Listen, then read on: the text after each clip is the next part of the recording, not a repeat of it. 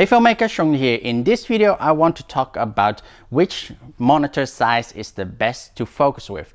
So I've been working as a focus puller for a while now, and I've worked with different sizes monitors, from the smallest being 5 inches to up to like 28 inches, which is like the biggest one I've worked with. However, each of them have their own pros and cons, but I'm going to talk mainly about the most common sizes and which size I personally really preferred using. So the main size that we've got here is the 5-inch monitor. This one is the Fieldworld F5 Pro, and a lot of filmmakers who start and actually buy like a monitor would actually first often go for a 5-inch monitor because the price of them is relatively affordable, but also like it isn't too big and you can still keep your camera setup relatively compact. However, there is a downside to the compactness because the screen is actually not really that big, though it is bigger than most built-in screens of a lot of mirrorless cameras. But if we compare it here, it is actually the same size monitor as the Blackmagic Pocket 4K. However, the size of it is actually still have like a quite high density of pixels, making like a lot of small pixels very close to each other, which can give you like a false accuracy. So it basically gives you like you might think that the image is actually in focus, but if you actually zoom in on the image itself, you will see that it is not in focus, or your focus mark is slightly off. So to basically work against that, you do have like nowadays like zoom in and zoom out functions on like monitors, and which will help you with focusing more accurately. However, if you are operating the camera, especially handheld, you don't have like enough hands to be zooming in and out. But also, if you are a focus puller, you can't be like having your hands off the remote and just go zoom in and out while you're filming. So it is not really that useful while you are actually really filming. However, prep work, if you're just doing static work, you can of course easily focus beforehand. But if you have to rec focus, or you're following somebody handheld and you have to get the focus correctly, it is not really an ideal size to really focus with, unless you have like two monitors where you have one for the framing and the other zoomed in to focus with. However, I doubt most people have such a double setup. So the main thing is like I would suggest to step up and go for a 7-inch on top of your camera instead of a 5-inch. And now I have the Fieldworld F7 Pro, which is a 7-inch monitor on top of my camera. A lot of people actually think that the 7-inch would be a really huge monitor on top of your camera. However, if you can see this setup with it on top of my Pocket 4K, it is not really that much bigger. So it is actually slightly bigger if I put like the 5-inch monitor next to it. So really it is not as huge as a lot of people might think it is. So for me, it actually is a bit better if you are going to film yourself and also do the focus yourself, that's to use the 7-inch monitor instead of the 5-inch monitor, and it actually gives you a much more accurate reading if you are in focus or not. However, I still feel like sometimes it is a tad hard to see focus, especially if you are on the shadow side of your subject, when there's not enough contrast or like something to really see if it's in focus. However, with the 7-inch, it does have like a much better like density of pixels that you can sometimes really see if something is in focus or not, and much easier to really focus on somebody's eye. However, personally, sometimes there are moments that you would still need to like zoom in to really check if you are in focus or not.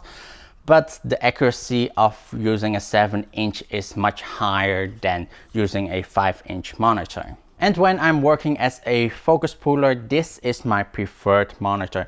This is the Ctec 13.3-inch monitor, which is like a much more ideal size, but also has like a much proper pixel density where I can really see if I am in focus or not, but also if I am focusing on the right part. Comparing this to like even larger monitors, the larger monitors actually has like several issues. The main thing is like if you go beyond 15-inch, the image would actually get softer, because the main thing is you are still getting like a 1080p footage from your camera, and most like wireless transmitters still send like a 1080p signal.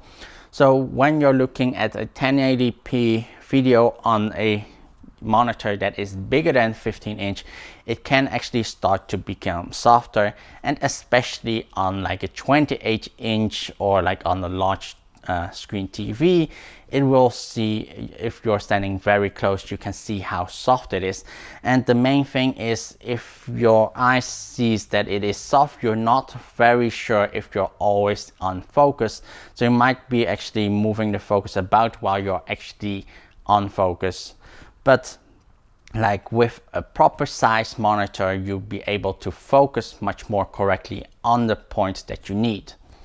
But also the other thing with like much larger monitors, it becomes very cumbersome to transport them. 13.3-inch, this monitor is actually more aligned the same size as like a 15-inch laptop because of the big frame around it. And it is actually much easier to put this into a backpack or even like a shoulder bag and carry this around, but also moving it about on set. This is still relatively a lightweight monitor that I can just easily grab and just walk with, while there are also a lot of monitors that are much heavier.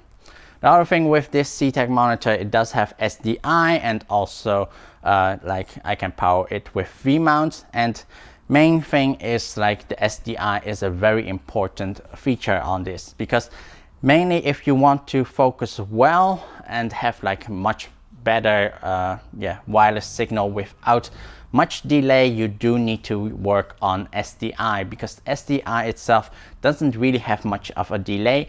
But if you are working through HDMI cable, the HDMI cable itself has like a delay of like a 0.2 seconds, and having multiple cables running through your system, you might get quite a lot of delay, and which isn't really that great if you're pulling focus, because you might be pulling focus like too late, or you need to like be thinking how to focus ahead of time. So it is not really that ideal if you are working through HDMI, but with like more professional cameras with SDI, it is a bit better. And all the monitors that you see here, I own them myself, and the main thing is like I do have like all three of them, and each of them can be used directly on set, but each have their own kind of use. So for example, the F5 Pro, the 5-inch one, I would have on top of my camera, so the camera operator can see the framing correctly, but also use that monitor to send out a signal to like the FieldWorld F7 Pro, which would have like the receiver on there, and basically that 7-inch monitor I would give to the director, so the director has a monitor he or she can hold and walk around on set, but also show the playback to the actors. And I would use the 13-inch myself and then stand somewhere in the corner and have like another receiver and enable me to properly rec focus or pull focus with. So those are the monitor sizes.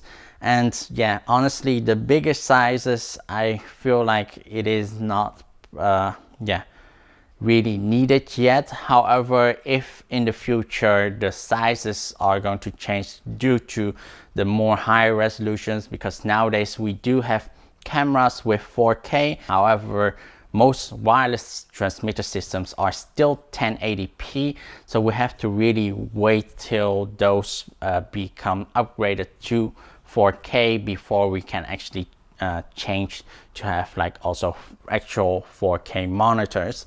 But for now, like these are basically the sizes that you need to look at. Hope you found this video quite useful. If you have any questions, comment them in the comment section here below. And if you really like this video, please give me a thumbs up and also click on the subscribe button, and I'll see you the next time. Bye bye.